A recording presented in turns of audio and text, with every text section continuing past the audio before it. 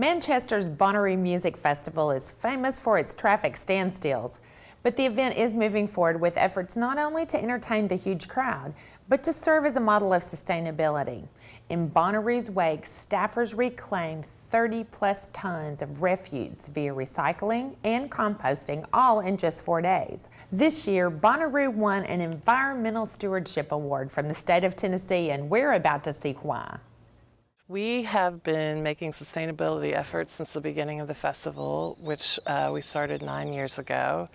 One of our most recent and biggest efforts, you can see behind me, is our compost pile. We require all vendors, and we have required all vendors since about the second year of the festival, to use compostable cups, cutlery, and plates. So 3 years ago, we decided to start composting those items along with all the food waste we could collect from them and our staff catering and patrons on site. So throughout the festival, the compostable items are brought over to this pad. They're mixed with the wood chips, and then they sit here all year and break down, and then we're able to use them throughout the site. And then also on one of our other recent projects, which is the Bonnaroo Victory Garden. They actually claimed 9 tons of compost, post-consumer food, paper, wood chips, straw bales, to be composted on site.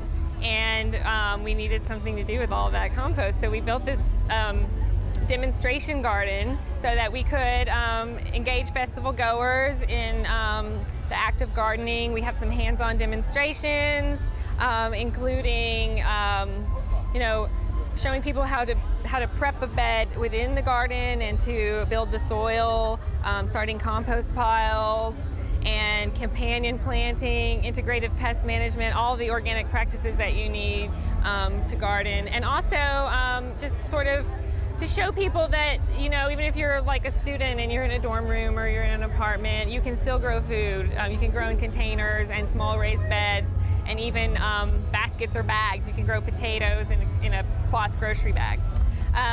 The garden was a huge hit last year, and so we've been able to almost double the size and increase the workshops to shiitake mushroom cultivation and a seed saver exchange. We've had 2 workshops on saving heirloom seeds and the importance of biodiversity in our food supply. And we have we're in the process of setting up a Bonnaroo Seed Savers Exchange. So we had about 30 people this morning who took home heirloom seeds that we had bagged up for them. And they're going to grow out these varieties in their gardens at home, saving some for seed and bring it back next year. And we'll give more to people. And so it's exponentially, thousands, hundreds of thousands of people, even if we have 10% or 1% of the festival goers engage in this opportunity, we will be building up our seed bank, our supply of open pollinated seeds. Last year, the compost program reclaimed 30 tons of compost, which is just phenomenal.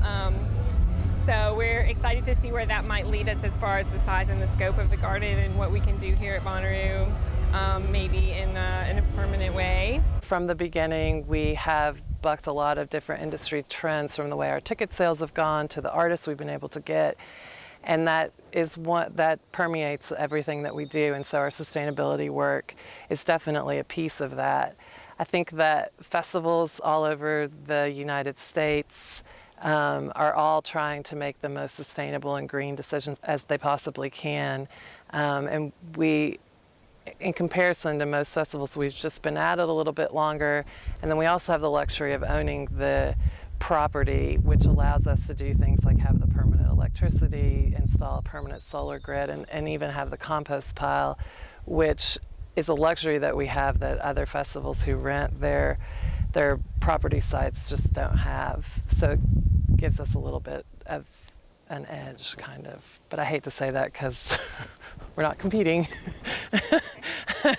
But we do want to be the best that we can, and we really, it's amazing getting to work. You asked me earlier about, I don't really have a sustainability department, but every single department head they come from the Fish, Ben and Jerry's, or Grateful Dead background, and so they've really been embracing these kind of sustainability practices, for the past 20 or 30 years. So they're making those decisions, and they've made those decisions from day one when, a festival no festival had a sustainability coordinator or worked with, a green PR firm or whatever. Like, it just didn't exist, but they made those decisions anyway because those are part of their core values and how they want to do business and how they were brought into the music industry.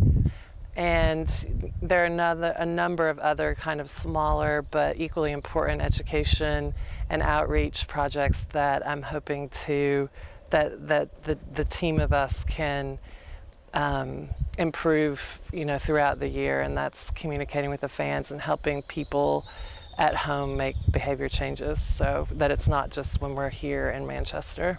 Especially since we purchased the land and we are community members of Manchester, is what can fans learn here and take home to make their communities healthier. And so there are a number of initiatives, and the workshops is a great example. We will continue to provide information throughout the year via our website for the people that took the workshop, the different workshops. The other piece that we started in January of last year that's been very successful is a partnership with carbonrally.com. So that's been a really effective way to work with fans and let them see that, if they can do it here, they can do it wherever they live. We're here at Bonnaroo teaching folks how to reduce their energy footprint by doing simple acts like gardening, growing your own food, drying your clothes on a clothesline instead of popping them in the dryer. Simple acts, simple behavioral changes that really make a big difference when we all add it up. So we've been signing people up for carbonrally.com, which is a social networking site where you can go on and connect with other Bonnaroo attendees around doing these different energy-saving activities. So it's a really great way to get people engaged, just these really small acts that everyone can do to make a really big difference and help save energy. So I think this whole movement of grow what you eat, grow local, buy local has really taken off across the country. We have folks from all over, people from the Northeast, people from Tennessee, people who've come all the way from California who are already doing these things. And so it's great because we can share information and really connect on these different levels, show them different tools that we have, and figure out, how we can help them and also how they can teach us new stuff too. Well, our goal this year at Bonnaroo is really just about education and spreading the word.